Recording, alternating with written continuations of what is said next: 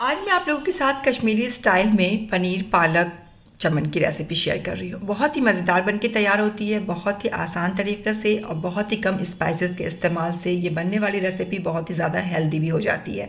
इस मज़ेदार से रेसिपी, हेल्दी से रेसिपी को तैयार करने के लिए ज़रूरी है कि आप मेरी इस वीडियो को एंड तक देखें, बिल्कुल भी स्किप ना करें। हेलो फ्रेंड्स, मैं शगुफ्ता पिंकी की दुनिया फ्रॉम दिल्ली में आपका वेलकम करती हूँ। तो इस मज़ेदार सी रेसिपी को बनाने के लिए सबसे पहले हमें एक ग्रेवी पेस्ट तैयार करनी है। उसके लिए मैंने एक मीडियम साइज़ का प्याज लिया है और यहाँ पर 10 से 12 काजू और 2 से 3 हरी मिर्च ली हूँ। उसे 1 गिलास गर्म पानी में मैंने इसे डाल के हमें इसे पका लेना है।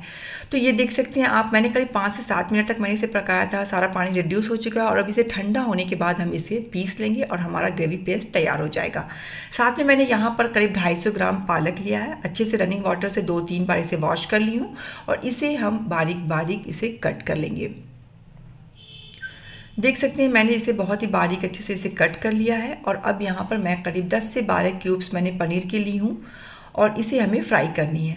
तो सबसे पहले मैंने यहाँ पर एक पैन ली हूँ, चूल्हे पे चढ़ा दिया है। इसमें मैं 2 से 3 बड़े चम्मच सरसों का तेल इस्तेमाल कर रही हूँ।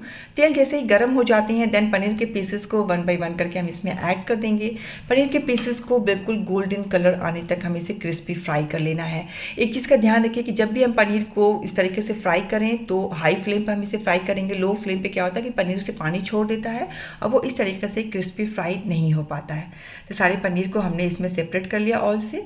अब इसी बचे हुए ऑयल में 2 से 3 चम्मच बारीक कटा हुआ लहसुन और आधी छोटी चम्मच ज़ीरा हमने इसमें ऐड कर दिया। इसे हम बीच बीच में चलाते हुए इसे गोल्डन कलर आने तक हम इसे फ्राई कर लेंगे लहसुन को। इससे क्या होगा कि ऑयल में भी इसका फ्लेवर बहुत अच्छे से आ जाता है लहसुन का। तो ये लहसुन हमारा बहुत अच्छे से गोल्डन कलर आ चुका है। तब यहाँ पर मैंने आधी छोटी चम्मच नमक, आधी छोटी चम्मच लाल मिर्च का पाउडर, आधी छोटी चम्मच धनिया का पाउडर, आधी छोटी चम्मच हल्दी का पाउडर, इन सारे ड्राई मसालों को 1 से 1.5 मिनट तक मैंने अच्छे से सौते कर लिया। उसके बाद थोड़ा थोड़ा करके हम इसमें जो पालक हमने बारीक कट किया है उसमें हम इसमें ऐड करते जाएंगे और अपने मसाले के साथ बहुत अच्छे से मिक्स कर लेंगे पालक को। जब पालक हमारा बहुत अच्छे से मिक्स हो जाता है देन बीच बीच में चलाते हुए हमें इसे पका लेना है। मैंने करीब 5 से 7 मिनट तक पालक को बीच बीच में चलाते हुए अच्छे से भून लिया था, जिससे क्या हुआ कि इसमें जो भी इसके पानी छोड़ता है पालक का वो भी हमारा रिड्यूस हो चुका था। और ये सारा प्रोसेस जो है मीडियम फ्लेम पर हम करेंगे। लो फ्लेम पर क्या होगा, बहुत ज़्यादा पानी छोड़ देगा और सूखने में भी बहुत वक्त लगेगा। तो जब पालक हमारा बहुत अच्छे से पक चुका 5 से 7 मिनट के बाद देन मैंने इसमें जो ग्रेवी पेस्ट हमने काजू का तैयार किया था वो हम इसमें ऐड कर देंगे। काजू का पेस्ट जब ऐड करें तो कंटिन्यूसली उसे हम चलाते भी रहेंगे क्योंकि वो तली में जाके काजू का पेस्ट है वो चिपकने लग जाता है। देन जो बचा हुआ जो भी काजू का पेस्ट हमारी बाउल में था उसमें मैंने 1 कप पानी डाल करके अच्छे से उसे भी साफ़ कर लिया है और या उसे भी हम अच्छे से इसमें मिक्स कर देंगे। ग्रेवी पेस्ट को ऐड करने के बाद देख सकते हैं आप हमारी ग्रेवी की थिकनेस अब इसमें आने लगी है। इसे मैं पका लूँगी करीब 7 से 8 मिनट तक। मैंने इसे लो टू मीडियम फ्लेम पर बीच बीच में चलाते हुए हम इसे पका लेंगे। तो उसके बाद ये करीब बहुत अच्छे से पक भी चुका है। देख सकते हैं आप 5 से 7 मिनट तक पकाने के बाद इसमें एक थिकनेस आ चुकी है। इसका बहुत से एक्स्ट्रा वाटर सारा रिड्यूस भी हो चुका है। बहुत अच्छे से हमने इसे अच्छे से भून लिया है इसे 5 से 7 मिनट तक बीच बीच में चलाते हुए। और अब यहाँ पर मैं करीब 1 बाउल वज़न में करीब ये 100 ग्राम के करीब दही है, उसे अच्छे से फेंट करके हम इसमें ऐड कर देंगे। एक चीज़ का ख्याल रखें कि जब हम दही ऐड कर रहे हों तो उस टाइम मैंने फ्लेम इसे ऑफ़ कर दिया है, क्योंकि अगर फ्लेम हम ऑन फ्लेम में अगर हम दही मिक्स करते हैं तो दही का जो फटने का डर बना रहता है। बहुत अच्छे से हमने दही को इसमें मिक्स कर दिया अपनी ग्रेवी में। मैंने यहाँ पर नमक भी टेस्ट किया, नमक मुझे कम लगी तो मैंने आधी छोटी चम्मच नमक और साथ में आधी छोटी चम्मच भुना हुआ ज़ीरा का पाउडर मैं इसमें ऐड कर दी। उसे अच्छे से मिक्स कर दिया। उसके बाद हम फ्लेम को ऑन कर देंगे। फ्लेम को ऑन करने के बाद अगेन मुझे थोड़ी सी थिकनेस ज़्यादा लग रही थी तो मैंने 1 कप पानी को इसमें और ऐड कर दिया है और उसके बाद फ्लेम को ऑन करके इसमें बॉयल आने तक हम इसे पका लेंगे। आप देख सकते हैं करीब इसमें मैंने 4 से 5 मिनट के बाद मीडियम फ्लेम पे पकने के बाद इसमें बॉयल आ चुका है। जैसे इसमें बॉयल आ जाता है देन हम इसमें जो पनीर के पीसेस को हमने फ्राई करके रखा था वो हम इसमें ऐड कर देंगे।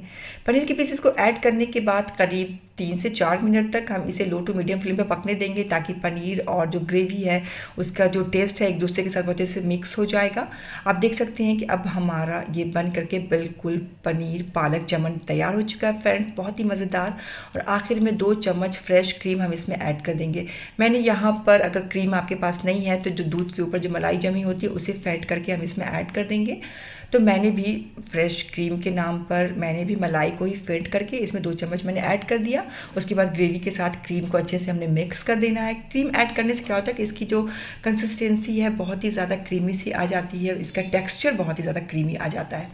तो अब ये हमारा बिल्कुल बन करके पनीर पालक चमन तैयार हो चुका है। फ्लेम को ऑफ कर दिया और फिर मैंने इसे सर्व कर दिया।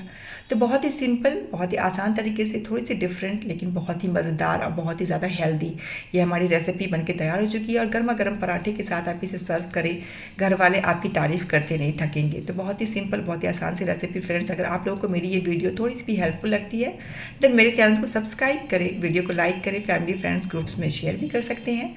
तो आखिर में दिल साफ रखें, ज़बान पाक रखें, अपना और अपनों का ख्याल रखें। कोई अपना तो उसके साथ धोखेबाजी या चालबाजी बिल्कुल भी ना करें। मेरी इस वीडियो को एंड तक देखने के लिए बहुत बहुत थैंक्स। अल्लाह हाफिज़।